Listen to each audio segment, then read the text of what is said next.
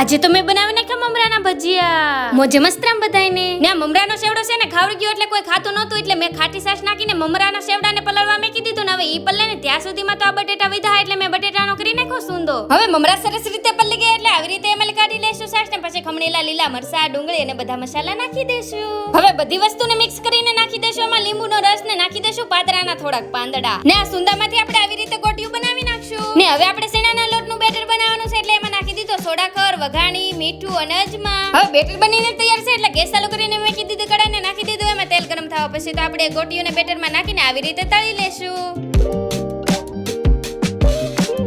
પછી તો મેં બનાવી નાખી ચટણી ને આપણા મમરાના ભજીયા ને ચટણી બનીને છે તૈયાર. ને પછી તો હું મમરાના ભજીયા ખાવા બેસી ગઈ. હવે તમારે બધાને મમરાના ભજીયા ખાવા હોય તો હાલો. ને આપણા મમરાના ભજીયા તો એક નંબર બનાવો. ને અમારા નીતાબેન કે મમરાના ભજીયા તો એક નંબર બનાવો. ને મારા બાએ જો અહીંયા માતાજીને કરી નાખ્યા ધૂપ દીવા. વિડીયો ગમ્યો હોય તો લાઈક શેર સબસ્ક્રાઇબ કરવાનું ભૂલતા નહીં. બાય.